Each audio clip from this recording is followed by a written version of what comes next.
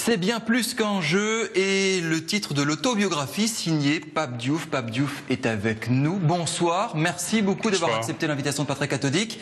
Salut Mathieu Chanvillard. Salut Tanguy. On présente nos autres invités prestigieux. Marc Keller, Racing Club de Strasbourg. Merci beaucoup d'être avec nous. À côté de vous, José Guerra du SC Schiltigheim et l'inénarrable Christian Daniel, journaliste sportif. Une sacrée brochette de footeux, de passionnés du foot ici pour parler du foot, parler de ce livre, cette autobiographie de Pape Diouf. Il revient sur ses années à l'OM, évidemment, mais pas que ça, Mathieu Chanvillard. Vous avez signé un petit édito en son honneur. Oui, c'est vrai, Tanguy, pour une fois qu'on parle de sport, enfin, depuis le temps que j'attends ça, depuis septembre dernier, enfin on parle un petit peu de foot dans cette émission. Alors c'est vrai que ce livre a quand même beaucoup fait réagir, hein. C'est vrai que dès qu'on quitte un petit peu un ancien job en écrivant un livre, tous vos anciens collègues vous tombent un petit peu dessus. C'est vrai que ça fait beaucoup parler. On vous accuse de vouloir faire du beurre sur votre ancien job, de cracher un petit peu dans la bouillabaisse et puis de régler un petit peu vos comptes au passage. Alors c'est vrai que en même temps à Marseille ils sont un peu susceptibles, hein, régler ses comptes en ce moment à Marseille ça se fait quand même plutôt la Kalachnikov. Alors un bouquin, non franchement c'est un peu exagéré. Et puis après tout, pourquoi un ex-président de club pourrait pas écrire un livre? Genre, tout le monde écrit des livres aujourd'hui, tous les ex quelque chose, les ex-ministres sortent des livres, les ex-otages, les ex-stars de la télé-réalité, les ex de DSK, oui ça fait quand même vraiment beaucoup de monde. Mais même dans le foot, hein, les anciens entraîneurs écrivent des livres, les joueurs écrivent des livres. Enfin, les joueurs écrivent des livres, non, on n'est pas naïf à ce point non plus, il y a des gens qui les écrivent pour eux, hein. Mais bon, quand même, un président de club, par contre, là, je pense que c'est une vraie première. Et puis, dans le football, c'est vrai qu'il y a vraiment tous les ingrédients, genre la passion pour le sport numéro 1, l'incertitude et le suspense du résultat, la rivalité entre les clubs, les luttes de pouvoir, les rapports avec les médias, avec les politiques, non, a fortiori, à Marseille, il y a vraiment tous les ingrédients.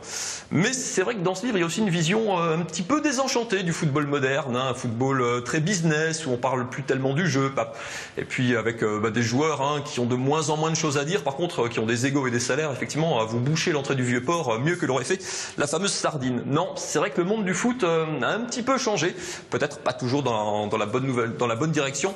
J'ai quand même une bonne nouvelle, Pape. Il y a un club peut-être qui ouvre une nouvelle voie, qui essaye de montrer l'exemple en tout cas. C'est évidemment le Racing Club de Strasbourg qui lui aussi a identifié un petit peu tous ses problèmes. Alors certes, lui aussi, il a connu ça, hein. Il était en Ligue 1, il jouait des finales de coupe au Stade de France, au Parc des Princes, il allait de temps en temps en Coupe d'Europe. Puis il a identifié les mêmes problèmes, hein. Trop d'argent, trop de joueurs mercenaires, plus assez des vraies valeurs du football. Et il a pris le taureau par les cornes avec un autre football, très certainement. Le Racing qui a fait le choix courageux d'aller rechercher à nouveau dans le monde amateur ces vraies valeurs du football, d'aller de son plein gré chercher jusqu'en 5e division ces vraies racines du foot, l'amour du maillot, moins d'argent, plus de passion. Alors c'est vrai que c'est pas facile tous les jours, hein. On demandera à Marc Keller tout à l'heure de nous raconter, mais son quotidien c'était Chasselet le week-end dernier. Je prends mes notes, hein. L'UJA, Maccabi, Paris, Alfortville ce week-end. Non, c'est pas simple non plus, hein. Une vraie austérité, enfin même mieux que l'austérité, un véritable pèlerinage, un véritable carême footballistique, une espèce de ramadan du ballon rond un petit peu. Non, c'est vrai qu'on ne sait pas très bien combien de temps durera ce pèlerinage dans le monde amateur. Par contre, si Pape vous cherchez une suite ou une suite à votre livre, j'ai peut-être une idée à vous souffler sur l'idée. Pape Diouf, c'est bien plus qu'un jeu, c'est quoi alors? Écoutez, ce qui est un peu dommage, c'est parfois que ce livre soit réduit simplement à l'expérience que j'ai eue à Marseille. À la charge contre l'OM. C'est ce qu'on vous dit. Il ne faut pas dire charge. Il y a autre chose quand même dans ce livre-là qu'une charge. Je pense que qui me connaît sait bien que je n'ai jamais eu, comment on dit, la langue dans la poche. J'ai toujours dit les choses comme elles étaient. En l'occurrence, on retient davantage, je dirais, une forme de charge, une sorte de règlement de compte. Ce n'est ni dans ma nature, ni, je dirais, dans la philosophie que je véhicule. C'est simplement un livre qui retrace un parcours et on s'arrête sur l'Olympique de Marseille. Voilà. Donc c'est plutôt un livre, je dirais, qui retrace tout un parcours, toute une vie, et non pas simplement, comme on veut le réduire, ni à un règlement de compte, ni, je dirais, à une sorte de... C'est le livre d'un amoureux du foot qui, aujourd'hui, est un peu déçu, un peu écœuré par ce foot business, écoutez, par ce foot qui a des influences à droite et à gauche. Ça, c'est votre déduction du livre. C'est une question. Mais même en entendant un tout petit peu ici ou là, c'est une forme de déduction du livre. Moi, je ne suis pas passéiste, je ne suis pas ce qui dit toujours, c'était mieux avant. Vous savez, déjà dans les années 60, un homme qui s'appelait François Thébault, sans doute l'un des plus grands journalistes à avoir écrit sur le football, dénonçait l'intrusion du football, de l'argent dans le football déjà. Ça n'a pas empêché le sport de progresser, ça n'a pas empêché le football d'arriver là où il en est.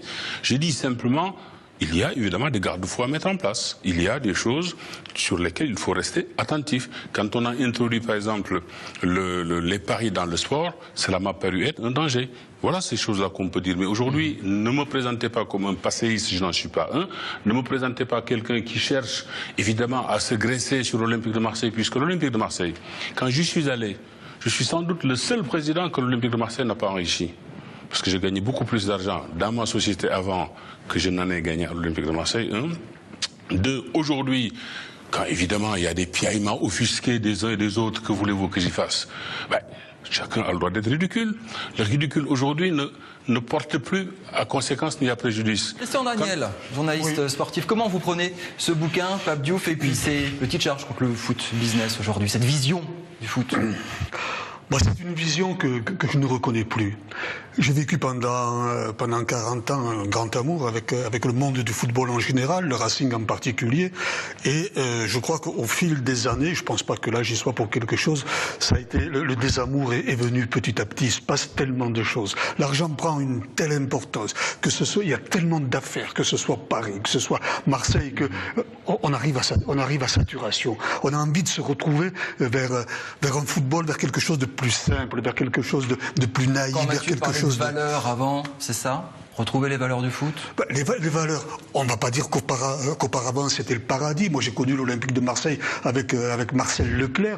Je couvrais Marseille professionnellement. Là aussi il y avait des histoires, il se passait des tas de choses. Mais maintenant, comment avoir une approche affective avec ce monde de football qui est entre guillemets, qui est un monstre, qui est devenu un monstre, qui est devenu une affaire commerciale multipliée par 100 par rapport à ce que c'était avant. On prend l'exemple de Paris Saint-Germain, l'exemple de l'équipe de France. Pape Diouf a été l'un des seuls à épingler il y a quelque temps. Vous faites beaucoup d'interviews. Vous avez mis le doigt sur les Qatars et leur argent, leur trop-plein d'argent. J'ai moins mis l'accent sur le trop-plein d'argent qatarien que sur le fait que c'est la première fois qu'on assiste à cette incongruité, un État actionnaire dans un club. Jusqu'ici, c'était des personnes physiques. C'était Abramovich à Chelsea, c'était Robert Louis Dreyfus à Marseille. Là, il s'agit maintenant d'un État. Alors quand, parallèlement à ça, on met le doigt sur la plaie que peut consulter l'AS Monaco dans le cadre du championnat de France, et qu'on oublie malgré tout de mettre au moins des garde-fous sur un club dont l'actionnaire est un État avec sa valise diplomatique, je dis faites attention. Voilà. Marc Keller, une réaction sur ce que vous entendez? L'amour du sport, le côté affectif, les États qui se mettent dedans, les valises diplomatiques, l'argent, tout ça dans le foot? Non, mais je pense que d'une manière générale, depuis que les clubs de foot ont été transformés de sociétés anonymes mixtes en sociétés anonymes sportives, avec l'intrusion maintenant des actionnaires privés dans les clubs, pas seulement à Strasbourg mais partout en France, ça a complètement modifié les structures juridiques des clubs. Et je pense aussi que le business du foot depuis quelques années est en forte croissance avec des dépenses très importantes. Et c'est pour ça qu'il faut aujourd'hui, dans beaucoup de clubs, des actionnaires riches, capables d'être en concurrence avec des clubs étrangers. Parce qu'aujourd'hui, le football n'est plus national. Depuis l'arrêt Bosman en 1995, on a un football européen. Aujourd'hui, Marseille est en concurrence. Je parle de Marseille parce que c'est le club numéro 1 en France en termes d'image. Oui, d'amour du public, c'est le club préféré du public. Bien sûr, mais après on peut rajouter peut-être Lyon et PSG aujourd'hui en termes de potentiel, mais leur concurrent, c'est pas forcément Strasbourg. Ça va être le Milan AC, c'est Manchester City, détenu par Abu Dhabi, c'est Manchester United, détenu par des Américains. Donc le football a énormément changé. Alors, Christian a raison, c'est plus le football d'il y a 20 ans. Mais on doit s'adapter. Mais moi je pense qu'au-delà de tout ce qui est financier, le vrai problème du foot, c'est plus une crise morale en termes de valeur aujourd'hui que uniquement tout ramener d'un point de vue financier. Je pense qu'aujourd'hui on doit ramener des valeurs d'éducation, des valeurs d'intelligence, des valeurs d'intelligence dans le jeu, mais de comportement. Et je pense qu'il y a eu certaines dérives depuis une quinzaine d'années en France, notamment dans les centres de formation.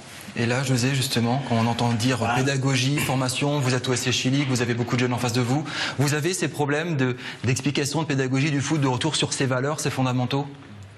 Plus que jamais, quoi. Au niveau du foot amateur, aujourd'hui, ce qui me gêne un peu, c'est l'amalgame du foot business et puis le travail qui est fait à la base, quoi. Je veux dire, nous, on a un rôle social énorme au SC Schiltigheim. Et aujourd'hui, bien sûr que ce qui se passe tout en haut, que ce soit les parents ou les enfants que ça les fasse rêver, c'est bien. Le problème, c'est que ça fait rêver les parents aussi. Et puis chaque parent voit dans son gamin un futur Messi, un futur Ronaldo, et surtout tout ce qui va avec. Donc aujourd'hui, cette image, l'argent facile, les belles voitures. Moi, c'est comment expliquer au mieux aux gamins chez nous que tout n'est pas rose. C'est pas uniquement ce qu'on voit à la télé, c'est pas que des paillettes, quoi. Donc il y a cette difficulté à y aller. Et surtout qu'il n'y ait pas cet amalgame, parce qu'aujourd'hui il y a des gens qui... j'ai croisé un journaliste cette semaine qui me disait le foot pour lui, il en a marre, enfin il mélangeait tout, quoi. Donc et c'était l'image du foot business. Et je lui ai expliqué le travail qu'on faisait au quotidien avec tous ces jeunes, et ces 550 licenciés qu'on a, et qu'on ne peut pas aujourd'hui en vouloir au football en entier, parce qu'il y a des choses qui se font à haut niveau. Je suis d'accord avec toi, José, mais explique-moi comment les jeunes que tu côtoies maintenant peuvent rêver en voyant des exemples, en ayant devant eux des exemples comme des Ribéry, comme des Benzema, Explique-moi. Il y a deux choses. Qu'est-ce qui fait rêver dans le football? Il y a l'argent et le comportement. Voilà. Bien sûr. L'argent, c'est ce qu'expliquait Marc, c'est que indéniablement, de toute façon, on est obligé, si les grands clubs veulent rivaliser au niveau européen avec les plus grands clubs, ils sont obligés à un moment donné d'y mettre l'argent. Donc les papes, quand vous entendez un entraîneur de jeunes à Chili qui dit aujourd'hui les jeunes, ce qui les fait rêver, c'est l'argent. Est-ce que vous savez, parfois la critique est aisée, très facile. Et souvent, moi, vous savez, je me suis toujours méfié de ce qui semble, en tout cas, je dirais, donner des leçons ou en tout cas tirer des enseignements d'une situation qu'il ne maîtrise pas complètement. Marc a dit quelque chose tout à l'heure d'assez vrai quand il parle de formation. Vous savez, il y a aujourd'hui l'Europe, il y a l'arrêt Bosman. À une époque, quand un joueur signait un contrat dans un club, il devait non seulement respecter 2 années d'apprenti, 3 années de stagiaire et 4 années de professionnel avec des tarifs déjà précisés et qui n'étaient absolument pas hauts. Aujourd'hui, avec l'arrêt Bosman, un gamin de 17 ans peut se trouver à toucher un salaire qu'il n'aurait touché en d'autres temps qu'à la fin de sa carrière. Ça a évidemment modifié et bouleversé la donne. Aujourd'hui, un gamin de 17 ans peut se retrouver avec une belle voiture, puisque vous avez fait allusion à ça, une belle montre, et je dirais beaucoup d'argent dans ça. Ça change un peu la donne. Et ça, il faut... Ou alors, il ne fallait pas accepter l'Europe et sa réglementation, mais on ne peut pas aujourd'hui se mettre à critiquer, comme on le fait de manière ardue et violente, les jeunes joueurs, en oubliant ceci, qui est quand même fondamental. Ces jeunes, on les récupère dans les centres de formation. On a créé ces conditions-là, c'est ce que vous êtes en train de dire. Non, mais c'est la réalité, c'est l'Europe aussi. Quand des gamins, on les prend à 14-15 ans dans un centre de formation, ne vous leurrez pas, les centres de formation ne sont pas faits pour former de l'élite intellectuelle de demain. Dans les centres de formation, on n'y est intéressé que parce que les joueurs vont devenir demain de bons joueurs. Même moi, président, quand des parents venaient, évidemment, on jouait tous à l'hypocrisie en disant il y a une école ici, on va suivre les cours, mais la seule chose qui nous intéresse, c'est que ces gamins-là soient demain de bons footballeurs. Non, évidemment, pas à résumer toute la vraie situation. Je pense qu'on a aujourd'hui, parce qu'il y a eu beaucoup de discours sur les problèmes de valeur dans le foot. Moi, je pense que c'est l'éducation et l'intelligence. Et les centres de formation ont une responsabilité depuis une vingtaine d'années. Il y a eu des dérives, et je pense notamment dans on fait même aujourd'hui de la préformation. La préformation, c'est quand on délocalise des jeunes gamins à 12 ans. Il y a une statistique qui est sortie à la Direction technique nationale, c'est que tous les gamins qu'on délocalise ou qu'on déracine à 12 ans, 0% de réussite pour passer pro. Donc ça prouve bien qu'aujourd'hui, il faut trouver un juste équilibre entre la vie familiale, la vie sportive, qui est importante, et pas par raison, mais aussi une vie d'homme, de gamin, qu'il faut faire progresser. Et je pense qu'aujourd'hui, le grand public ne se reconnaît pas dans un certain nombre de joueurs importants de l'équipe de France, où il y a un petit déphasage entre ces joueurs-là et les gens dans la vie de tous les jours. Marc, j'ajouterai ça rapidement. Ces joueurs qu'on dénonce aujourd'hui après Naïsna, par leur comportement. Vous pensez que les vainqueurs de 98 n'avaient pas un comportement similaire, sauf qu'eux, ils avaient gagné. On n'a jamais entendu Zidane dire « je ne chanterai jamais la Marseillaise » comme Benzema, par exemple. Mais il a le droit, quand même, Benzema, de ne pas chanter la Marseillaise. On n'est pas dans un nationalisme exacerbé.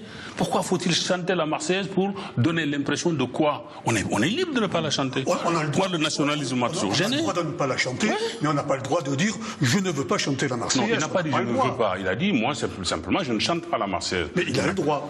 Il a le droit, complètement. Pourquoi faut-il exiger des joueurs? S'il fallait chanter la Marseillaise et être champion du monde, ça se saurait quand même. Il a le droit de ne pas la chanter, mais il n'a pas le droit de l'affirmer comme ça. Mathieu. Pour rebondir sur ce que disait Marc, est-ce qu'un des problèmes, c'est justement pas que le football d'élite, ça commence au centre de formation, mais l'élite vit un petit peu en vase clos. Genre, on voit de moins en moins les joueurs, les discours sont très formatés, on les voit sur le terrain, c'est vrai, ça fait vibrer les enfants. Mais c'est vrai que ils sont dans des centres de formation, les entraînements sont à huis clos, le langage est formaté. Est-ce que ça manque un petit peu d'ouverture de communication? Les joueurs sont un peu dans une bulle. C'est vrai, tout à l'heure, je finissais juste ce que je voulais dire. Les joueurs n'ont pas, du fait de cet âge-là, ni formation intellectuelle, ni formation tout court qui leur permette d'appréhender les problèmes de la vie. Mais ce que vous dites, ça remet en cause toute l'organisation, j'allais dire, de la société. Lorsque moi j'étais jeune journaliste, notre ami connaît, nous étions 3 à suivre l'Olympique de Marseille. 3. On était sur les bancs de touche. On parlait avec les joueurs, on faisait des papiers forcément différents, d'autant qu'à Marseille, il y avait 4 quotidiens. Et je dirais même mieux, lorsque, après les matchs, 15 minutes après le coup d'envoi, le coup de sifflet final, les vestiaires n'étaient pas ouverts, on n'était pas content. Aujourd'hui, lorsque je suis devenu président de l'Olympique Marseille, ce n'était plus 3 journalistes que j'avais face à moi, c'était 40 ou 50 journalistes, avec leurs caméras, avec, je dis, des micros. Comment voulez-vous que forcément la situation n'évolue pas? Vous parliez effectivement des choses qui changent. Moi, je vais régulièrement en Angleterre. Je sais que Papy va aussi. Mais c'est une organisation professionnelle aujourd'hui. Les matchs de foot sont télévisés partout en Europe, voire dans le monde entier. On les vend très cher. Quand on vend très cher des droits, il y a des devoirs. Et dans les devoirs, il y a aussi... les choses sont beaucoup plus cadrées qu'à l'époque. Moi, je pense que ça fait partie de la professionnalisation du foot. Ça, c'est très bien. Mais il y a des dérives, et notamment, je pense, dans l'éducation des jeunes joueurs. C'est là-dessus qu'il y a un travail général à faire. Mais c'est pas seulement un travail pour les clubs de foot. Je pense que c'est un travail pour la société. On a des problèmes aujourd'hui de société pour les gamins, en général, et ça rejaillit un petit peu dans le foot. José? Ouais, enfin, on parle d'éducation maintenant. On parlait d'éducation en vase clos. Aujourd'hui, c'est vrai que tous les clubs cherchent à... Enfin, on fait un effort à ce niveau-là. Donc, on essaye de leur donner des formations jusqu'au bac, voire parfois plus, mais c'est quand même très rare. Le problème, c'est que c'est des formations qu'ils ont ensemble. Ils voient pas ce qui se passe à l'extérieur. Ils vivent entre eux. Donc, on parlait de formation, d'intelligence, Marc, mais à un moment donné, il faut qu'il y ait une ouverture. S'ils veulent savoir ce qui se passe dehors, le plus tôt possible, il faut trouver un moyen. Tu peux être apprenti footballeur et tu vas tout faire pour le devenir, mais à un moment donné, il faut qu'ils sachent ce qui se passe dehors. Donc, je ne sais pas si c'est à travers des stages une ou l'autre fois pour qu'ils aillent voir ce qui se passe vraiment dehors. Parce que jusqu'à leur professionnalisme, ils sont dans un autre monde. Je crois à un moment donné, il faut qu'ils apprennent. L'autre problème pour moi aussi, c'est peut-être on est dans une société de zapping aujourd'hui où tous les jeunes joueurs, ils font un bon match, ils veulent partir. À mon époque, il y a 10 ou 15 ans, moi j'ai mes copains, l'agent c'était Pape pendant 10 ans. Donc c'est un référent moral qui donne confiance, qui donne exactement la voie à suivre. Soit c'est l'agent, soit c'est l'entraîneur, soit c'est les parents. Et je pense qu'aujourd'hui, malheureusement, beaucoup de joueurs ont perdu complètement les repères. Les parents sont souvent pas là, les agents ils changent tous les 6 mois, et ils changent de club tous les 2 ans. Et je pense qu'on a souvent affaire à des joueurs qui ont plus du tout de valeur et de repères. Je pense que les repères me paraissent importants. Citez-moi, dans le football, dans le champion de France de première division, un joueur qui joue pour le maillot, qui joue pour son club, qui est prêt à s'arracher pour son club. Ça n'existe plus. Eh ben voilà, ça n'existe plus. Même j'aurais pu dire ça n'existe pas. Mais écoutez, même certains joueurs... Ça date pas d'aujourd'hui, écoutez, il y a même certains joueurs... Prenez Alain Giresse, qu'on avait identifié comme un Bordelais pur sucre. Il est quand même venu à Marseille. C'est vous dire que ça, c'est aussi vieux que le football. Je pense qu'il ne faut pas s'arrêter sur l'amour du maillot n'existe pas. Ce qui existe, c'est le professionnalisme. Être professionnel à 1000%. Moi, voilà ce que je recherchais. Je ne recherchais pas des joueurs qui me feraient croire qu'ils avaient l'amour du maillot. Une fois aussi qu'on a dit ça, il faut savoir que le football a évolué. On en parlait tout à l'heure, de la même manière que la société a évolué. Les joueurs ont perdu, quelqu'un a dit que les joueurs ont perdu le repère. Mais même les États aujourd'hui, certains États ont perdu le repère en matière juridique, en matière économique, en matière financière, parce que l'Europe ouverte a changé la donne complètement. Et le football, qu'on veut toujours exemplariser, je ne sais pas pourquoi le football doit toujours être une activité exemplaire. Le football fait partie de la société. Et faisant partie de la société, elle suit les assauts, je dirais, de la modernité, ce qu'on appelle la modernité. Mais juste, j'ai fini pour répondre à Christian. Quand il parle d'amour du maillot, moi, vous savez, la seule entité qui identifie véritablement un club, ce sont ses supporters. L'âme d'un club, ce sont les supporters. Il y a une entité qui fait partie intégrante du jeu dont on ne parle jamais. C'est les journalistes. C'est eux qui donnent les images. C'est eux qui les amplifient. C'est eux aujourd'hui qui, dans leurs commentaires, leurs analyses et leurs comptes rendus, font dans ce que j'appelle la vérité universelle. Ah, il y a un journaliste qui l'a dit, tout le monde s'engouffre dedans. Ils sont face à des produits marketing aussi. Un journaliste aujourd'hui, il est face à Beckham. Beckham, c'est une boîte à lui tout seul. Parce que c'est vous qui en avez fait une boîte à tout seul. Quand Beckham arrive, le premier jour où il arrive, et que la première chaîne d'Europe, qui est TF1, consacre ses 5 ou 7 premières minutes à l'arrivée de Beckham, ne venez pas me parler de Beckham comme produit marketing. C'est vous qui en avez fait un produit marketing. Non, je suis tout à fait d'accord. Dernière réaction. Papa a dit un mot vachement important tout à l'heure. On l'a dit qu'une seule fois au cours de l'émission, c'est le mot de supporter. Voilà. Le football, on parle de joueurs, mais le vrai cœur du football, ce sont les supporters. Là, il y aurait beaucoup à dire, c'est-à-dire les gars qui subissent la crise, les gars qui travaillent toute la semaine, enfin je ne vais pas faire du Zola, et qui n'ont qu'un seul rêve, c'est le football. Hein, c'est le football. On m'a dit, le Racing souffre en ce moment. Le Racing souffre pas, le Racing ou d'autres clubs souffrent pas. Ce sont les supporters qui souffrent. Ce sont les supporters qui souffrent de ne plus pouvoir rêver comme ils le faisaient avant, de ne plus pouvoir s'engouffrer dans cette espèce de cet espace où on peut s'échapper, où on peut oublier la vie de tous les jours. Parce que les vrais supporters, c'est pas les PDG, c'est pas ceux qui mettent les vrais supporters, ce sont ceux qui triment et qui font des sacrifices financiers, qui sacrifient parfois leur famille et leur vie personnelle pour aller au foot. Aussi, hein. Non mais sans raison, mais je crois que Strasbourg est très révélateur pour ça. Oui. 1 degré moins de Marseille, mais Strasbourg, on dit que c'est le petit Marseille de l'Est. Mais c'est ça, c'est des clubs où l'ADN, ce sont les supporters. Là, je crois que tout le monde a raison. Les gens passent, mais ce qui reste, c'est finalement les gens qui sont là. Évidemment. Prenez aujourd'hui le management du PSG. Oui. Les 3 principaux dirigeants.